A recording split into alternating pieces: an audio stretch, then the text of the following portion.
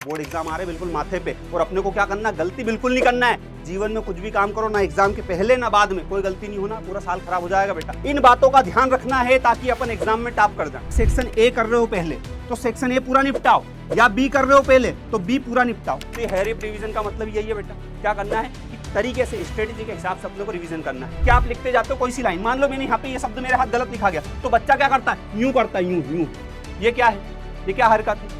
मतलब एक बार बेटा यूं कर देगा तो यूं लिख देगा, इस पे एक डंडी खींच देगा तो भी सूझ पड़ जाएगी कि अच्छा ये गलत हो गया विचार बच्चे का। हाँ तो प्यारे कप्तानों, आज के इस वीडियो में आप सभी का स्वागत है। और आज के इस वीडियो का मेन मुद्दा क्या भैया, मुद्दा इतना भयंकर है कि बेटा साल खराब हो जाएगा अगर नहीं सुनी बात तो। मुद्दा क्या है, मुद्दा यह है कि बोर्ड एग्जाम आ रहे बिल्कुल माथे पे, और अपने को क्या करना, गलती बिल्कुल नहीं करना है। जीवन में कुछ भी काम करो ना, एग्जाम के पहले ना बाद में, कोई गलती नहीं होना, पूरा साल खराब हो जाएगा बेटा। ठीक है, माँ बाप बहुत आस लगा के बैठे, तो क्या करना है, इन बातों का ध्यान रखना है ताकि अपन एग्जाम में टॉप कर जाए।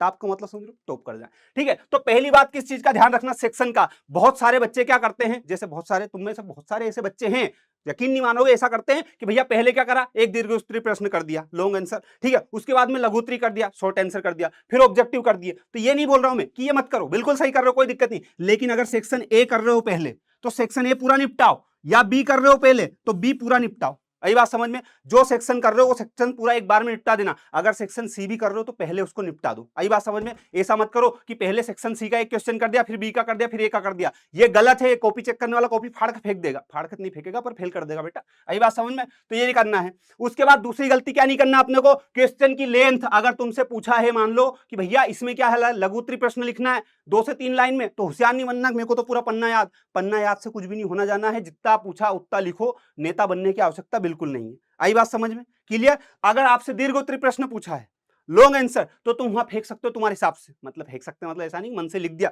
जो आंसर है वो लिखना है वहां की जगह। आई बात समझ में, लेकिन जितना पूछा जाए उतना ही लिखना है। अगर निबंध में आपसे 120 शब्द लिखने का बोला है तो 120 शब्द ही लिखो, उससे ज्यादा बिल्कुल अंगारे खाने की कोई आवश्यकता नहीं है। ठीक है, वहां बिल्कुल नेता नहीं बनना, दोस्तों के पास बनना, भले उसको खूब ज्ञान देना, लेकिन कॉपी में ज्यादा ज्ञान नहीं देना। क्लियर। तो क्वेश्चन की जितनी लेंथ पूछी जाए उतनी लिखना है। एक वाक्य में, एक शब्द में अगर आंसर पूछा तो एक शब्द में लिखो। ठीक है, यही बात समझ में।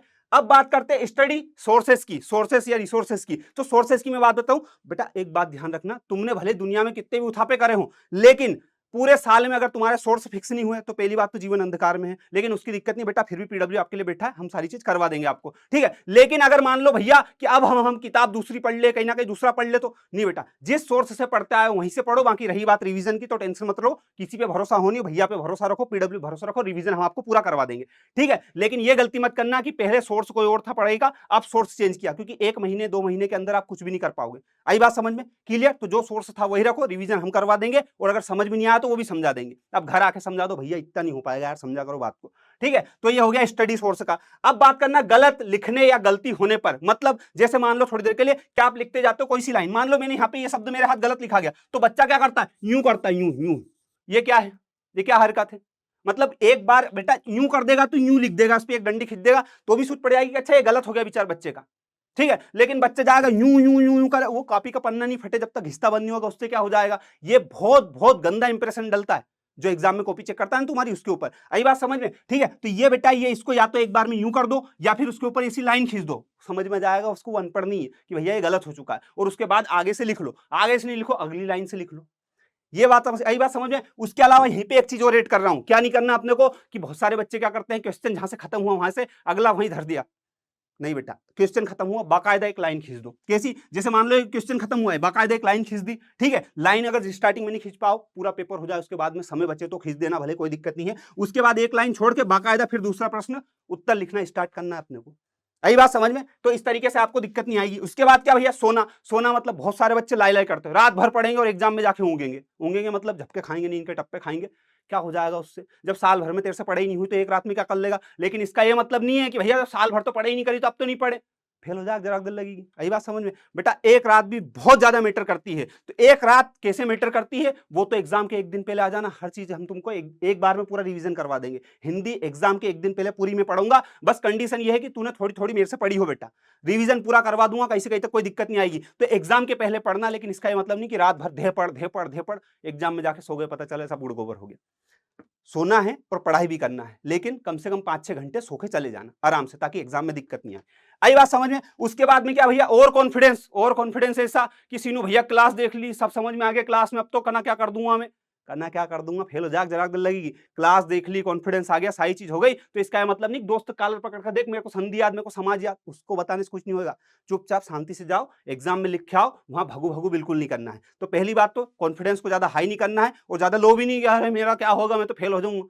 फेल हो जाएगा तो बेटा कोई दिक्कत नहीं, फेल क्यों हो जाएगा, पहली बात तो हम जब पढ़ा रहे फेल कैसे हो जाएगा, तू तेरे मन से फेल हो जाएगा, हम क्या है झक मार रहे, फिर पढ़ाई कर बेटा, पढ़ाई कर, सब नहीं होगा, कैसे हो जाएगा फेल। उसके बाद सोने के बाद में ये वाली समस्या आ गई। अब एक चीज और मैं तुमको बता रहा हूं, ये कॉन्फिडेंस वाली डाउट भी क्लियर हो गया।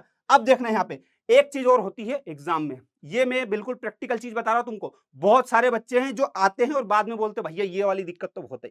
तुमको पता है एक चीज, प्रैक्टिकल बात कर रहा हूं, जब तुम्हारे 3 घंटे का एग्जाम चलेगा ना, जब तुमको पता क्या लगेगा, वहां बैठे हो और बाहर ऐसा लगेगा बाहर लड्डू बट रहे हैं, तुम्हारा मन करेगा उठ के बाहर भाग जाऊं, बाथरूम करने चल जाऊं, पानी पी लूं, ये ऐसे चटके जरूर चलेंगे, तुमको ये बात याद रखना। लेकिन बेटा इस बात का वहां पे बस एक बात दिमाग में डाल लेना, फिर तुमको देखना, तुम खुद एग्जाम में देखना, तुम्हारा जो 3 घंटा रहता ना, बहुत कम बच्चे, अगर एक क्लास में 100 बच्चे बैठे ना, 50-60 बच्चे तो बहुत बता दी मैंने, इतने बच्चे तो 3 घंटे पहले होने से पहले ही बाहर भाग जाते हैं। मात्र 10-20-30 बच्चे बचते हैं, तो वो बच्चे पूरा टाइम देते हैं। तुमको आता हो नहीं आता हो उससे कोई फर्क नहीं पड़ता, 3 घंटे वहां बैठना है, बैठना है, बैठना है, मतलब बैठना है। क्यों? क्योंकि अगर तू ये माइंडसेट बना के बैठ जाएगा कि 3 घंटे बैठूंगा, भले ही नहीं आता, भले ही यहाँ बैठ के सोऊंगा, पर बैठूंगा तो यही, तो तेरा दिमाग भी कह देगा जब बैठे ही है तो कुछ ना कुछ लिख ही दे।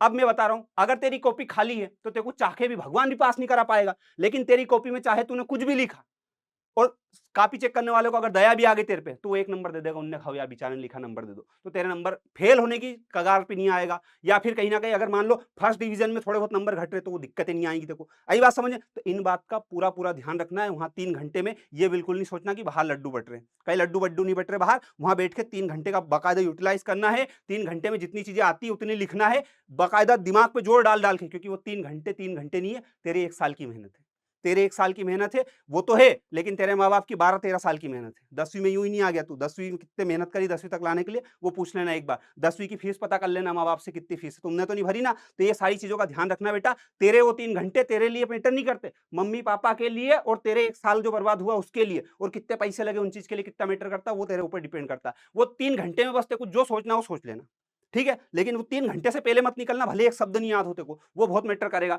उसके बाद में क्या करना भैया, हेरियप रिवीजन। रिवीजन का मतलब क्या, रिवीजन का मतलब ये नहीं कि रिवीजन का नाम पे पन्ने ही पलटा रहे हैं। पहली बात, रिवीजन का एक फॉर्मेट, जितनी चीज तेरे को याद है, जितनी चीज तेरे को याद है, मतलब जो तेरे को याद है पहले तो उसका रिवीजन कर ले आराम से शांति से। क्यों? क्योंकि पहले जो थाली में उसको खाए कि जो थाली में नहीं उसको लेके भगे। थाली में जो है उसको खा लो, बाद में उठा लाएंगे कहीं ना कहीं से खाने का और सामान। तो पहले अपनी थाली में का मतलब जो तेरे को पहले से आता है पहले उसको खा ले, मतलब उसका रिवीजन कर ले, बाद में फिर जाना, फिर दूसरी चीज को उठा के लाना, फिर पढ़ना। नहीं तो पता चले दूसरी लाने के चक्कर में अपनी थाली का अपन भूल ही गए, तो दिक्कत आ जाएगी कि नहीं आ जाएगी। तो रिवीजन का फॉर्मेट, पहले जो याद है उसको रिवीजन करो, ठीक है। अब जो याद है उसको रिवीजन कर लिया, उसके बाद में भैया क्या करेंगे, उसके बाद में निकाल इंडेक्स। इंडेक्स में देख सबसे ज्यादा स्कोरिंग किस नंबर, किस पोर्शन से हो रही है, किस पोर्शन से हो रही है। मान लो हिंदी में ग्रामर सबसे ज्यादा नंबर की आ रही है, तो जो रिवीजन कर लिया उसको हटा साइड में, अब जिससे सबसे ज्यादा स्कोरिंग हो रही है वो टॉपिक उठा, सबसे पहले उसको पढ़, क्योंकि अपने को क्या चाहिए, नंबर ज्यादा चाहिए। कि ज्ञानी बनना है, ज्ञानी बनना है तो आना बेटा, 12th के बाद तुमको बताऊंगा ज्ञान क्या होता है। अभी तो क्या करना है, अभी तो माँ बाप का नाम रोशन करना भैया, टॉप करना तो बिल्कुल करेंगे, कोई दिक्कत नहीं, कैसे कहीं तक मेहनत करेगा तो करेगा, ठीक है। तो हैरियप रिवीजन का मतलब यही है बेटा, क्या करना है कि तरीके से स्ट्रेटेजी के हिसाब से अपने को रिवीजन करना है, ठीक है। और ये लास्ट वाला, ये सबसे बड़ा, यही मैं जो आपको पहले बता चुका हूं कि एग्जाम के जो 3 घंटे हैं बेटा तेरे लिए ही, तेरे माँ बाप के लिए हैं, तो इस बात को पूरा ध्यान रखना। वहां पे भगू भगू बिल्कुल नहीं करना, कतई भी, जरा सा भी, इतना सा भी नहीं करना, ठीक है। और रही बात ये इसकी आपकी राइटिंग की, एक बच्चा सबसे ज्यादा परेशान होता भैया राइटिंग। अब राइटिंग सुधारने मत बैठना, राइटिंग तेरी बस इतनी अच्छी हो कि जो सामने वाला पढ़े उसको समझ में जाए कि अच्छा हाँ ये लिखा गया है, बहुत पर्याप्त है इतना। अब राइटिंग सुधारने की ज्यादा कोशिश मत करना, और ऐसा भी नहीं कि हक जगह मुर्गा तीतर बना कार्य है, तो गड़बड़ हो जाएगी, नहीं हो जाएगी। तो एक काम करना, सबसे बेस्ट है जो राइटिंग है उसको थोड़ा सा इस तरीके से लिख लेना कि भैया वहां पे क्या हो, अपने को जो पढ़े, अपनी कॉपी को जो पढ़े उसको समझ में जाए, बस इतना कर लेना बेटा। राइटिंग के बहुत ज्यादा नंबर, ऐसा नहीं कि तेरा 80 नंबर का पेपर है तो तेरे कितने नंबर काट लिए, उसमें से 70 काट दिए, ऐसा कभी नहीं होगा। 1-2 नंबर कटेंगे, तो राइटिंग का ज्यादा लोड मत लेना, फ्री माइंड से बिल्कुल तरीके से अपने एग्जाम को देना। और कुछ भी दिक्कत हो तो एग्जाम के एक दिन पहले हर हर हर क्लास तुमको यहाँ मिल जाएगी, अगर हिंदी है तो हिंदी पहले यहाँ मिल जाएगी, आप आके रिवीजन कर सकते हो, ज्यादा घबराना नहीं है, हम तुम्हारे साथ है, बड़े भैया साथ खड़े, हिंदी की इतनी सी टेंशन नहीं लेनी। बाकी टीचर, बाकी तुम्हारे भाई जो हैं बड़े भैया, मैथ्स वाले, केमिस्ट्री वाले, सब लोग खड़े हैं, मैडम आपके साथ है, टेंशन बिल्कुल नहीं लेना है। बाकी रही बात अपनी, तो अपन मिलेंगे का एग्जाम के एक दिन पहले भी मिलेंगे और हिंदी पूरी कंप्लीट करेंगे, ठीक है। और मैं यकीन दिला रहा हूं कि मैं फिर बोल रहा हूं, दुनिया में भले ही कुछ भी हो जाए, मेरे सब्जेक्ट में या एमपी बोर्ड में कहीं के भी किसी भी सब्जेक्ट में तुम्हारे नंबर कम नहीं आने चाहिए, ठीक है? क्यों? क्योंकि हम पूरी मेहनत कर रहे हो, पूरी मेहनत अब तेको करनी है, ठीक है? धन्यवाद, जय हिंद, जय भारत, मिलते हैं अगली क्लास में और कोई डाउट हो, कुछ भी पूछना हो तो कमेंट करके तू पूछ सकता है बेटा, ठीक है? धन्यवाद, जय हिंद, जय भारत।